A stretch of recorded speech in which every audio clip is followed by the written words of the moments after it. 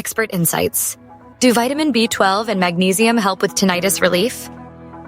The relationship between nutrition and tinnitus generates many questions from those seeking relief.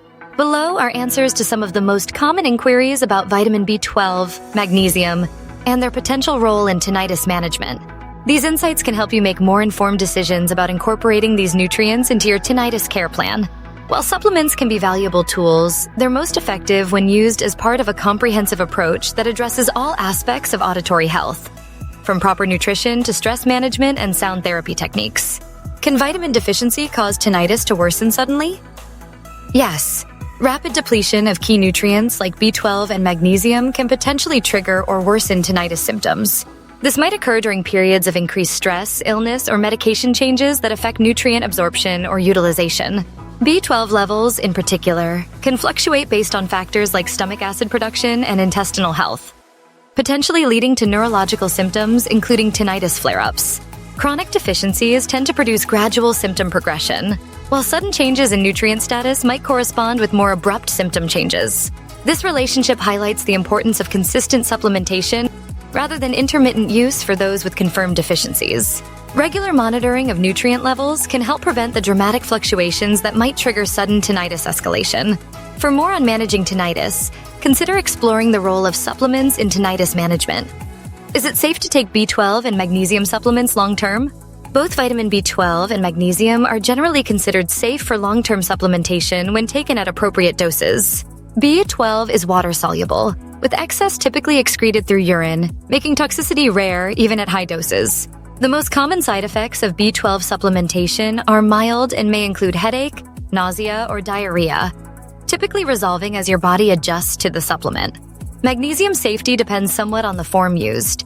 Magnesium oxide and citrate can cause digestive discomfort or loose stools at higher doses, while magnesium glycinate and threonate are generally better tolerated. Most healthy adults can safely take 300-400 milliliters of supplemental magnesium daily, though those with kidney disease should consult their physician before supplementing.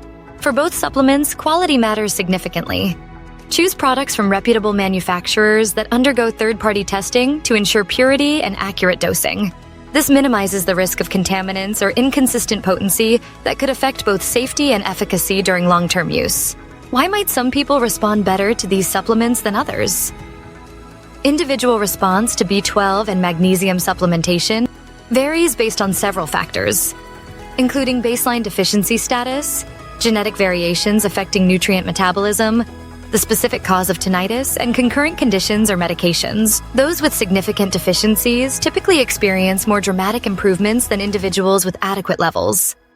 Genetic factors like MTHFR mutations can affect how efficiently your body utilizes B12, potentially influencing your response to standard supplements. Can these supplements help with medication-induced tinnitus? Medication-induced tinnitus, particularly from ototoxic drugs like certain antibiotics, chemotherapy agents, and high doses of aspirin, presents unique challenges.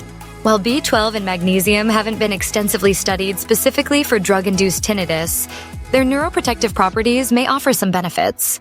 Magnesium, in particular, has shown promise in animal studies for protecting against aminoglycoside antibiotic damage to the inner ear, suggesting potential protective effects. The mechanism of medication-induced damage often involves oxidative stress to inner ear structures. Both B12 and magnesium support cellular energy production and antioxidant systems that may help counteract this damage. However, expectations should be realistic. While these nutrients may help mitigate damage or support recovery, they typically cannot completely reverse established medication-induced hearing damage. Should I stop my current tinnitus treatments before trying vitamin therapy? Nutritional supplementation should generally be viewed as complementary to, rather than a replacement for, conventional tinnitus treatments. If you're currently using sound therapy, cognitive behavioral therapy, or prescribed medications for tinnitus management, continuing these approaches while adding appropriate supplements often yields the best results. The different treatment modalities can work synergistically, addressing multiple aspects of tinnitus simultaneously. Always consult with your healthcare provider before making changes to your treatment regimen. This is particularly important if you're taking prescription medications, as certain supplements can interact with drugs. Your provider can help you develop an integrated approach that safely combines conventional and nutritional therapies for optimal tinnitus management. For personalized guidance on using supplements for tinnitus relief and comprehensive support for your auditory health journey, consider consulting with specialists who understand both conventional and integrative approaches to tinnitus management. Natural health experts can provide tailored recommendations based on your specific tinnitus profile and nutritional needs.